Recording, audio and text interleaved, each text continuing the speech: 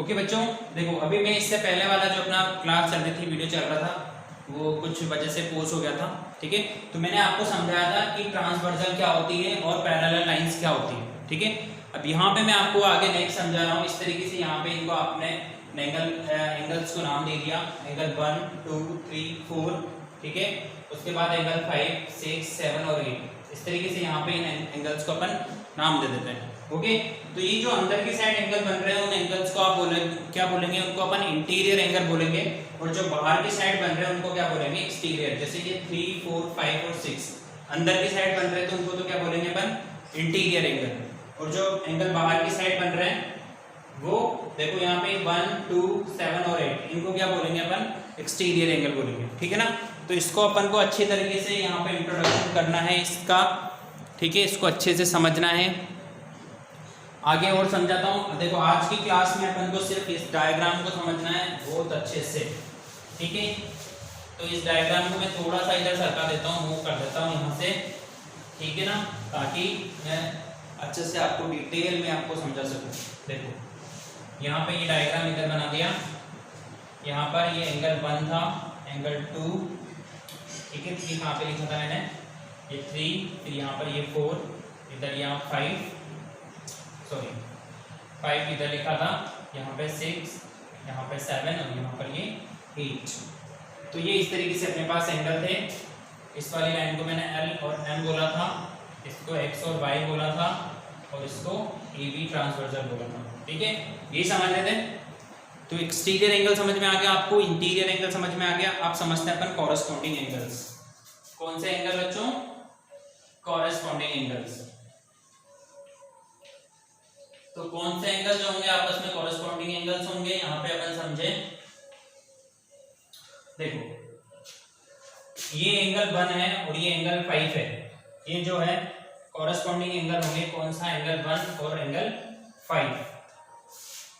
Angle 1 and angle 5। उसके बाद angle 2 and angle 6।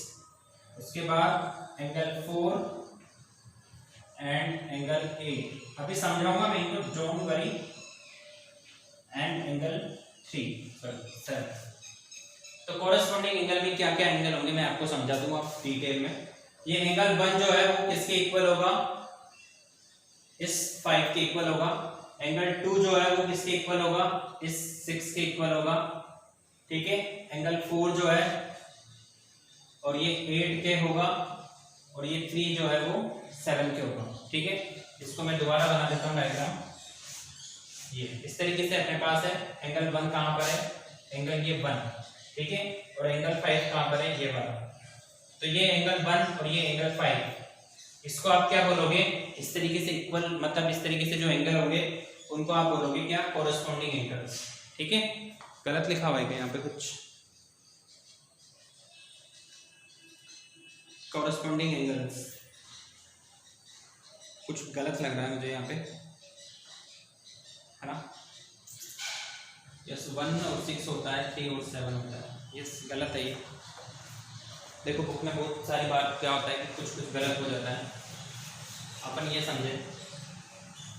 May be I am not sure, अगर मैं नेक्स्ट क्लास में आपको बता दूंगा। ये 1 जो है बच्चों 6 के कॉरेस्पॉन्डिंग है, 1। ठीक है, एंड एंगल 6। यहाँ पर ये 1 है और यहाँ पर ये 6 बन रहा है, तो ये दोनों जो है वो कॉरेस्पॉन्डिंग एंगल होंगे। उसके बाद में इधर की साइड चले तो ये 2 है और यहाँ पर ये 5 है, तो ये एंगल 2 एंड एंगल 5 ये भी कॉरेस्पॉन्डिंग होंगे। उसके बाद यहाँ पर चलें तो ये वाला 3 है जो यहाँ पे लिख रखा है, और यहाँ पर ये 7 जो लिखा हुआ है वो भी कॉरेस्पॉन्डिंग होंगे, 3 एंड एंगल 7। उसके बाद यहाँ पर 4 लिखा हुआ है, ये यहाँ पे, और यहाँ पर ये 8। ठीक है, तो ये इस तरीके से जो एंगल बन रहे हैं उनको आप क्या बोलोगे, कॉरेस्पॉन्डिंग एंगल बोलोगे। ठीक है, बुक में जो लिख रखा है मेरे हिसाब से मुझे जो लगता है, ठीक है, थोड़ा सा रॉन्ग होगा, मैं क्लियर करके बता दूंगा, पर ये जो मैंने आपको सामने लिखा रखे हैं वो सही है। ठीक है, दीज आर नॉट रॉन्ग। उसके बाद अपन बोलते हैं अल्टरनेट इंटीरियर एंगल्स। कौन से बच्चों, अल्टरनेट इंटीरियर एंगल। तो ये लिख लेना आप। ठीक है, अब वापस से इसी डायग्राम पे आते हैं। और ये देखते हैं कि अल्टरनेट इंटीरियर एंगल कौन से हैं। अब इंटीरियर की बात करें तो ऑब्वियसली बात है इस 3, 4, 5 और 6 में से होंगे। अल्टरनेट का मतलब होगा 3 और 5 इक्वल होंगे और 4 और 6 इक्वल होंगे, ठीक है। 4 और 6 और 3 एंड 5। तो यहाँ पे जो बी पार्ट है उसमें ये समझे अपन कि alternate interior angle, alternate interior angle कौन कौन से हैं? Angle 4 and angle 6, angle 3 and angle कौन सा वाला था? 3 के साथ में 5, ठीक है। तो इनको आप बोलोगे इंटीरियर एंगल्स। अब बात करते हैं अपन एक्सटीरियर एंगल की।